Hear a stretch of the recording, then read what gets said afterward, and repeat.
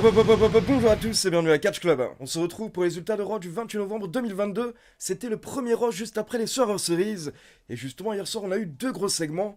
On a Kevin Owens qui est venu confronter la Bloodline et Sami Zayn. Et on a également Austin Theory qui est venu fêter son second titre US. Donc c'est parti, hier soir, le show démarre avec The Man, Becky Lynch qui fait son entrée. Et forcément, suite à sa victoire lors des Survivor Series, Becky était en grande forme. Donc elle part dans la foule et elle commence à délirer avec les gens du public. Elle se fait même un nouveau pote qui s'appelle Bobby. Mais rapidement, Becky Lynch est interrompue par l'entrée de Bayley. Bayley qui n'est pas contente, elle dit que ça fait 4 mois qu'elle fait des choses incroyables, des choses magnifiques, mais personne ne la respecte. Donc là, ça part en trash talk entre Becky et Bayley. Et Becky dit qu'elle est prête à se battre tout de suite. Donc Becky commence à se diriger vers le ring, sauf que d'un coup, elle se fait attaquer dans le public par Io Sky et Dakota Kai.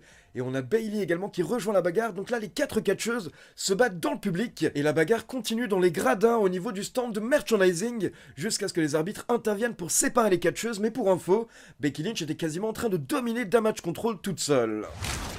Puis on enchaîne avec Rhea Ripley accompagnée par Dominic Mysterio contre Michin Miyahim. Et là, au bout de quelques minutes, Dominic a tenté d'intervenir, mais AJ Styles est venu aider Miyahim. Donc là, c'est parti en bagarre générale et l'arbitre a arrêté le match. Et du coup, derrière, on a également les Good Brothers qui débarquent, Finn Balor et Damien Priest. On a une énorme bagarre, mais d'un coup, Judgment Day tente de prendre la fuite.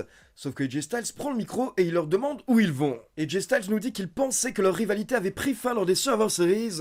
Mais si ce n'est pas le cas, alors leur rivalité va prendre fin ce soir. Donc pour en finir une bonne fois pour toutes, AJ Styles propose un 4 contre 4 tout de suite, dit aussi contre Judgment Day, et Judgment Day accepte. Donc là on a un gros match d'environ 15 minutes, et à la fin, on se retrouve avec Finn Balor et Miyahim face à face dans le ring, et Miyahim slam Finn Balor. Puis derrière, Miyahim veut s'en prendre également à Dominic Mysterio, mais là Rhea Ripley intervient pour sauver son équipe, et Rhea Ripley porte son finisher, le Riptide, sur Miyahim pour la victoire. Donc Judgment Day remporte cette nouvelle bataille, mais est-ce vraiment la fin de cette rivalité? Je ne sais pas pour le moment. Par contre, petite remarque hier soir, le public était vraiment chaud pour Judgment Day et dit aussi, ils étaient emballés par les bagarres générales. Alors qu'honnêtement, habituellement, Judgment Day fait très peu réagir, donc j'ai vraiment apprécié le public hier soir. Puis on enchaîne avec l'entrée de la Bloodline, donc les Usos, Solo Sikoa et Sami Zayn. Tous les 4 sont dans une forme phénoménale, ils sont heureux, et ils viennent sur le ring pour nous faire un petit speech. Donc d'abord, Jimmy Uso nous dit que c'est la première fois que la Bloodline est là, sans tension, sans souci. Donc bien entendu, c'est pour souligner que dorénavant, Sami Zayn et Jey Uso ont fait la paix, ils sont meilleurs potes. Mais par contre, Jimmy Uso nous dit qu'il y a quelqu'un en coulisses qui n'est pas content, c'est Kevin Owens, car Sami Zayn n'est plus son ami. Donc justement, Sami Zayn prend le micro et directement il remercie Jimmy Uso, en disant que Jimmy Uso l'a toujours soutenu depuis le début. Puis derrière, Sami Zayn parle à Jey Uso, et il dit qu'il est très heureux qu'ils se soient enfin retrouvés lors du War Games match, et il espère vraiment que dorénavant ils seront sur la même longueur d'onde. Puis Sami Zayn tend sa main, il veut serrer la main de Jey Uso, mais là Jey Uso jette sa main et à la place, il fait un câlin à Sami Zayn. Puis on a Jimmy Uso qui rejoint également Jey Uso et Sami Zayn dans le câlin, et là on a les 3 catcheurs qui se retournent vers Solo Sikoa. Sauf que Solo Sikoa, lui, ça fait 3 minutes qu'il n'a pas bougé, comme d'habitude, il est sérieux, il est stoïque. Et là, il regarde ses frères et Sami Zayn, et il ne comprend pas trop ce qu'ils veulent, il n'a pas vraiment envie de faire un câlin, mais là, on attend tous. Le public est trop chaud pour le câlin de Solo Sikoa, sauf qu'au moment où ça allait peut-être arriver, on a la musique de Kevin Owens qui retentit. Donc Kevin Owens fait son entrée, mais directement Sami Zayn lui dit d'arrêter, avant de venir faire quelque chose de stupide, ou de tenter de l'attaquer par exemple. Mais là, Kevin Owens explique qu'il n'est pas là pour attaquer Sami Zayn. Et d'ailleurs, il n'en veut pas à Sami Zayn. Et Kevin Owens dit même qu'il comprend Sami Zayn, car ces dernières années, pendant leur carrière, Kevin Owens a trahi plusieurs fois Sami Zayn. Donc il le comprend totalement, et il ne lui en veut pas. Kevin Owens dit que leurs carrières sont liées depuis à peu près 20 ans. Ils ont catché ensemble, ils ont combattu ensemble, ils ont voyagé ensemble. Mais c'est terminé. Kevin Owens ne veut plus rien faire avec Sami Zayn. Il ne veut plus être lié à Sami Zayn. Et là, on sent que Sami Zayn n'apprécie pas vraiment, mais du coup, il dit « Ok, y a pas de souci. De toute manière, c'est pareil de mon côté. Je ne veux plus rien avoir avec toi. » Sami Zayn dit qu'il n'a plus besoin de Kevin Owens, car dorénavant, il a une famille. Et là, vous pouvez voir les Usos derrière qui hochent la tête, qui font le signe de oui, en mode ils font vraiment partie de la famille de Sami Zayn dorénavant. Et là, Kevin Owens répond qu'il est heureux que le monde entier puisse enfin voir à quel point Sami Zayn est bon. Car Kevin Owens le savait déjà depuis des années, mais maintenant tout le public peut le découvrir également. Mais par contre, Kevin Owens ajoute une chose, il précise à Sami Zayn, quoi que tu fasses, tu n'auras jamais le même sang qu'eux, tu ne feras jamais réellement partie de leur famille. Et ça c'est très intéressant parce que c'est pas la première fois qu'on parle du sang de la Bloodline. Pour ceux qui écoutent bien les promos de Roman Reigns, il l'a déjà également mentionné plusieurs fois ces derniers mois, ce qui peut clairement nous laisser penser qu'à un moment, Roman Reigns n'hésitera pas à trahir les personnes qui n'ont pas le même sang que lui, donc notamment Sami Zayn. Mais là, Jey Uso intervient pour dire à Sami Zayn de ne pas écouter Kevin Owens, puis Jey Uso s'adresse à Kevin Owens, et il dit que dorénavant, si tu as un problème avec Sami Zayn, alors tu as un problème avec moi. Et du coup, Kevin Owens challenge Jey Uso à un match ce soir, et Jey Uso accepte, en disant qu'il a effectué le tombé sur Kevin Owens lors de War Games, et il va le refaire ce soir. Et pour info, quand la Bloodline est retournée en coulisses, ils ont croisé Elias et Riddle, qui est en train d'effectuer une petite interview où ils parlaient du fait que dorénavant ils vont peut-être viser les titres par équipe. Mais là, les Usos leur expliquent qu'ils n'ont aucune chance de gagner les titres. Donc Elias et Riddle disent qu'ils veulent un match, et les Usos répondent où vous voulez, quand vous voulez. Donc pour info, le match est confirmé pour la semaine prochaine, lors de Raw, pour les titres. Ensuite, il faut savoir qu'un peu plus tôt, on a eu un segment en coulisses avec le retour des Street Profits qui ont été confrontés par la Alpha Academy. Donc justement, on enchaîne avec les Street Profits contre Chad Gable et Otis. Et donc vu que c'était le match retour des Street Profits, bien entendu, ils ont gagné au bout d'environ 12 minutes avec le magnifique Frog Splash de Montez Ford. Et donc pour info, la raison pour laquelle ils étaient absents ces dernières semaines, c'est que Montez Ford était blessé au niveau du pied. Mais donc pour info, dorénavant, Montez Ford est totalement guéri. Puis on enchaîne avec l'entrée du nouveau champion US, Austin Theory. Theory monte sur le ring avec une nouvelle tenue, un nouveau style, un peu plus adulte j'ai envie de dire. Et directement Theory demande à la foule, alors, qui est le gamin maintenant? Qui est le kid? Theory nous dit qu'il ne veut plus jamais qu'on l'appelle un kid, un enfant.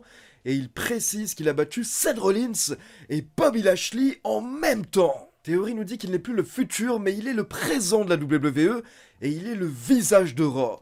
Et il explique que depuis ses débuts, depuis le premier jour, des gens ont cherché la merde avec lui, mais c'est simplement parce qu'ils étaient jaloux. Et donc le nouveau champion US nous dit que l'ère de Theory a démarré, mais là il se fait interrompre par Seth Rollins. Donc là on a un petit peu de trash talk, puis Seth Rollins dit à Theory, écoute, tu as eu de la chance lors des Survivor Series, mais au fond de toi, tu sais toujours que les lundis soirs m'appartiennent. Puis avant de partir, Rollins nous dit qu'il a une dernière chose à dire à Theory, et donc là, il se rapproche de lui, il le regarde dans les yeux, et il dit à Theory, félicitations, kid.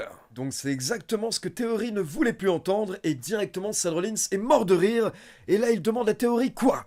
Tu veux te battre? Si tu veux te battre, on peut se battre tout de suite. Et là Theory attend, il réfléchit, puis il répond, oui, je veux me battre, mais je me battrai quand je le décide. Puis Theory baisse le micro, et il dit à Rollins, je ne suis pas ton putain de kid. Et là, Rollins est mort de rire pendant que Theory s'en va. Donc encore une fois, une très très bonne promo de ce nouveau Theory. Et c'est vraiment passionnant de voir Theory changer et évoluer semaine après semaine. Ensuite, on passe en coulisses et on retrouve The Miz qui doit affronter Dexter Lumis dans un instant. Mais encore une fois, The Miz prétend qu'il est blessé à la main et qu'il ne peut pas catcher. Mais Adam Pearce intervient directement pour dire qu'il en a marre des mensonges de The Miz et quoi qu'il arrive, le match aura lieu. Donc on enchaîne avec Dexter Lumis contre The Miz et pour rappel, si Dexter Lumis remporte le match, il obtient un contrat avec Raw et The Miz doit également lui payer toutes les sommes qu'il n'a pas payées ces dernières semaines quand il utilisait Dexter Lumis. Donc on a un bon match d'environ 10 minutes et à la fin, Dexter Lumis réussit à porter sa soumission sur The Miz pour la victoire. Donc après le match, on a Dexter Lumis qui va au bord du ring voir Adam Pearce. Et là, Adam Pearce lui fait signer un contrat avec Raw. Et derrière, Adam Pearce lui donne un sac rempli d'argent. Et là, ce qui était très cool, c'est que Dexter Lumis va distribuer des billets de 100$ à des enfants dans le public. Sauf que là, entre-temps, The Miz s'est réveillé et il attaque Dexter Lumis par derrière sur la rampe d'entrée. Et là, le petit détail qui m'a buté, c'est que The Miz va même récupérer un des billets de 100$ de la main d'un des enfants qui était dans le public. Donc ça, c'était énorme comme move de heel, on va dire. Donc là, The Miz veut partir, mais heureusement, Johnny Gargano est intervenu pour mettre KO The Miz. Johnny Gargano a repris l'argent, il l'a redonné à Dexter Lumis, et il a également rendu le billet de 100$ aux gosses dans le public. Ensuite, on nous rappelle que le mois dernier, Damage Control avait attaqué Candice LeRae. Donc ce soir, elle est de retour et elle va affronter Dakota Kai. Du coup, justement, quand Dakota Kai fait son entrée, Candice LeRae l'attaque directement sur la rampe. Et on sent vraiment que Candice veut se venger. Et du coup, on a Bayley et Io Sky qui veulent intervenir pour aider Dakota Kai. Mais directement, des arbitres interviennent et ils demandent à Bayley et Io Sky de retourner en coulisses. Donc au final, Candice n'avait pas de distraction à l'extérieur du ring. Et au bout d'environ 14 minutes, elle porte un méga neckbreaker à partir de la deuxième corde pour la victoire. Puis attention, on passe en coulisses pour un segment très intéressant et on retrouve Bianca Belair, Asuka et Alexa Bliss. Et là, directement, on a le logo de Bray Wyatt qui apparaît sur l'écran qui est derrière les catcheuses et qui est juste à côté d'Alexa Bliss. Et là, on a Bianca Belair qui nous parle du War Games et du fait que c'était une bonne décision de ramener Becky Lynch. Et Asuka est totalement d'accord, mais par contre, Alexa Bliss n'écoute même pas. Elle est en train de rêver, elle n'est pas intéressée par ce qui se passe. Elle est dans son propre monde. Donc l'intervieweuse tente de lui poser une question. Et là, Alexa Bliss est un petit peu déconnectée, mais au final, elle se réveille. Et elle dit Ah oui, c'était une très bonne décision de ramener Becky Lynch, super. Et elle sourit, mais on sent clairement que c'était un fake sourire. Et que Alexa Bliss pensait à autre chose. Donc on ne sait pas ce qui se passe. Mais clairement, la WWE nous tease quelque chose par rapport à Alexa Bliss et à Bray Wyatt. Et donc on passe au main event avec Kevin Owens contre Jey Uso accompagné par Jimmy Uso, Solo Sikoa et Sami Zayn. Et là pendant le match, petit à petit, Jey Uso a vraiment pris l'avantage et on pouvait voir que Kevin Owens allait de moins en moins bien, notamment parce qu'il se prenait énormément de super kicks. Mais malgré tout, Kevin Owens continuait à tenir, ce qui fait qu'au bout d'un moment, Jimmy Uso est monté au bord du ring pour tenter d'attaquer Kevin Owens. Mais là, c'est Kevin Owens qui a mis un super kick à Jimmy Uso. Puis derrière, pendant que l'arbitre ne voyait pas, par contre, on a Solo Sikoa qui est également intervenu et qui a fait trébucher Kevin Owens. Donc derrière, directement, on a Jey Uso qui monte sur la troisième corde pour enchaîner avec son Uso Splash. Mais là, Kevin Owens l'évite et il répond avec son stunner pour la victoire. Donc malgré tout, malgré ce 4 contre 1, on va dire, avec la Bloodline qui aidait Jey Uso, eh bien Kevin Owens a tout de même réussi à remporter le match. Donc la WWE donne une grosse victoire à Kevin Owens, et peut-être que c'est pour le préparer pour un gros match, car pour ceux qui ont vu la vidéo news qui est sortie hier, il y a des rumeurs par rapport à Kevin Owens qui pourrait avoir un très gros match lors du Royal Rumble. Donc n'hésitez pas à checker la vidéo news si vous ne l'avez pas encore fait. Donc voilà, c'est tout pour les résultats de Raw et maintenant comme d'habitude c'est à vous. N'hésitez pas à me laisser vos avis dans les commentaires.